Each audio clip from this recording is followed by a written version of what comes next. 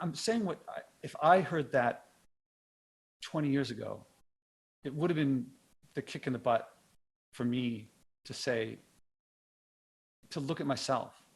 And I don't know if other people react the same way to the same message, but it's the message that for me would have been the most meaningful and effective. Can I comment on what you're saying about how people want to act, but it's hard? One of the mistakes I make is that I talk about where I've gone because I feel like I want to be like a Roger Bannister. You know, he broke the 4-minute mile and suddenly everyone broke the 4-minute mile. And I have to recognize that it's valuable for people to learn that when I started, I polluted as much as anyone. And I mean, I flew around like crazy. I had no idea. I mean, that's why I put that picture of boiling beans for the first time. I think I said in the talk, I'm not proud. I'm ashamed that in my 40s, I'd never boiled beans on the stove, that I probably had not had one meal in my life since weaning that did not have something polluting in it, you know, some packaging. And that, I mean, I talk about that moment at the store and I was just like, I can't eat. I can't live without polluting. And on the flip side is I had to face that. Am I willing to do this? I look back at people in the past who, I mean, one of the things I was going to talk about is that Cowes was a place where slave produced goods from the New World processed. And people in England looked at the world and, what can I do? I just want my molasses and rum and sugar. I'm not doing that. Someone else. It'll work itself out. I don't know how they convinced themselves it was okay or how they rationalized it. They exploited overseas. We today look back with total clarity at that. There's no question that future generations, if we make it, will look back at us with that clarity. And I'm not doing this. One of my big concerns, not concerns, how do I put this? One of my big, something really annoying to me. When you act this way, not only will you not know what to do at first, because I certainly didn't know what to do at first. And I felt like, how do I compare myself? Like, I'm always going to fail. But the only way to get past that, learning means trying to do things you don't know how to do. Either you don't do them and then you don't learn. Or if you want to learn, you have to do things you don't know how to do and learn in the process. That is how we learn. So if you find yourself facing, I don't know what to do your best and learn from the experience. And you will be misunderstood because we live in a world where most people think acting sustainably is a burden, it's a chore, it's a deprivation, it's sacrifice, it's going backward away from the Star Trek future. But if you actually do it, well, so you'll be misunderstood. And so the thing, my mom says to me, Josh, I just don't have the passion for not flying that you do. Like, I don't have a passion for not flying. That doesn't make any sense to me. Like, oh, I can't wait to not fly today. Like, there's no so it's a misunderstanding by my mom, right? And she thinks she's supporting me and she is doing her best to supporting not Josh, but like Josh Prime, like a slightly different Josh, which is, I appreciate the attempt, but it doesn't change that I feel misunderstood. My he misunderstands me for different reasons. And that's what you have waiting for you, is that you'll be misunderstood, you'll be made fun of, people will think you're crazy. And that's what people thought of Thomas Clarkson, William Wilberforce, Equiano, the Clapham group, the people who opposed slavery. And you read up the history, because now we just think, oh, it's just so evil. This must have been, people thought it was good.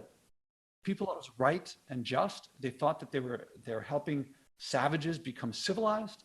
They thought that slavery had been around since before recorded history in every culture that they knew of. And fossil fuel, that's how we view pollution today. And it's when you get that view, if people listen to this and think, oh, he doesn't know what he's talking about slavery. Oh, there's the clarity that comes from seeing that looking across the ocean at the people who are suffering, from the necessary, not, oh, maybe we can fix this. No, it's absolutely necessary for our way of living today to hurt other people and to reduce what we're doing to hurt that hurts them. This is stewardship. This is not sacrifice. This is what it means to be human. We care about other humans, even ones that we haven't met. It is the most, that switch, there's nothing like it. I mean, I'm not a father, so I can't say what it's like to see my child for the first time, to hold my child for the first time. Maybe I can't compare them. But to switch from saying, stop telling me about that over there, to I'm affecting them. This is a connection to humanity. It is not a burden. This is when we collectively make this switch, that we don't want to exploit, that we don't want to look away, that we want to look. This is the best of humanity. And I certainly do not want to live in a world, I wish I lived in a world that wasn't so polluted. But I cannot change the past. I can't change what people did generations ago is changing the weather, pollution, everything today.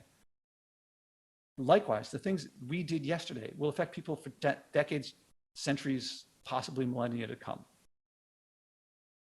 But what I do today can change that. A lot of people, I read Cornell, I think I forget where it said in 2100, there may be 1 billion climate refugees. But there could be 2 billion climate refugees also. Now, for most people, well, that's big numbers. It's a difference of 1 billion people suffering or not. And what we do today, all right, let's just say we can't stop the first billion from suffering.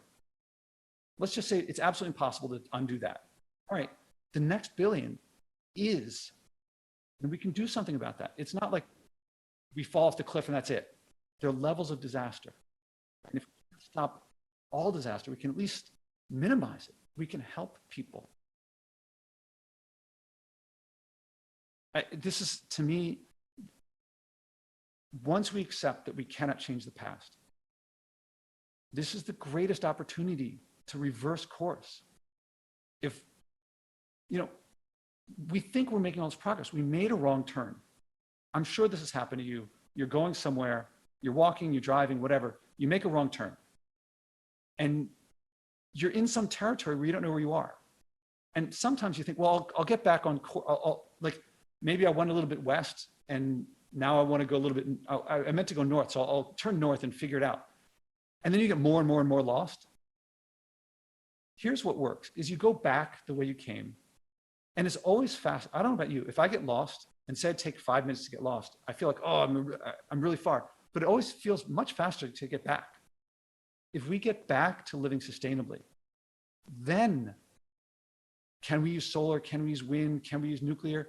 Start from sustainability and stay always sustainable. But trying to get back to sustainability from not sustainability, trying to leapfrog, I don't see it happening. It's just scam after scam after scam. Green hydrogen, blue hydrogen. It's just everything. We're like, oh, this will do it. This will allow me to keep not living sustainably, and yet we as humanity are sustainable. And people say, oh, here's another one I just thought of recently, is a lot of times people think what I do doesn't matter. Like if this act that I do here doesn't solve all of the world's problems, it's not worth doing. This is to me like saying, why should I change my child's diaper when there's child mortality in the world? This will not solve infant mortality. Why should I change my children's diaper? Besides, a couple hours later, there's going to be yet another diaper soiled. This doesn't even solve this problem. Yet we change. The purpose of changing a diaper is not to solve infant mortality in the world. It's because there's a problem and you want to fix it. And the reason to live sustainably is not to fix all the world's problems. It's to live by your values. What do we want more than to live by our values? To not live by our values? To live against our values? And people are saying, oh, but I want to see my mom. She's on the other coast. It's flying away. When you chose to live away from her, you locked yourself in to all this flying. And you can change that. You can change your lifestyle. That's what we have to do. Roughly 7 billion people have to change our lifestyles to where we all live sustainably. There's no amount of governments and corporations, their actions that will change your behavior. And you can say, oh, I live outside the city. I got to drive a car in the city. That's what we have to change. That's what we have to change. We get to change. And we're going to love tearing down the highway. Everyone's like, oh, make solar cars. Tear down the highway. Building the highway caused people to live at the far end, far away from cities. Tearing down the highway, it'll take time, but people will move in. And then we'll have people talk about 15-minute communities where everything you need is within a 15-minute walk or bike ride. And that's, I guarantee, I'll take any bets that people who now live in detached homes in suburbs, in gated communities, that when they live in a 15-minute community, they will be overjoyed. They'll be like, how could I live that way? Here's what we don't have in the world. We don't have people with authority, and I don't say leaders. People with authority is not someone who's elected, someone who's the head of a company. They may lead in some areas, but they're not leading in the area of the environment because they're living against the values that they tell other people to live by. And it is virtually impossible for me to get you to live by values that I live the opposite of. And yet they continue to do it. They continue to try. If we want them to change their behavior, we have to change. The fastest, most effective way to change governments, to change corporations, is for us to change immediately. And I didn't say stop. I didn't say do one thing and then stop. Find the joy in it and then keep doing it. That's why people come to me now. That's why heads of corporations, of very polluting companies, say to me, come in and help us to live more sustainably ourselves. If you think that I could make that happen without me, myself, living by those values, no one wants to hear, please come in and teach us how to do something that you're not doing, we're not doing, we don't want to do, you don't want to do. If you want to learn to play piano, get a lesson from someone who plays piano, not someone who breaks pianos.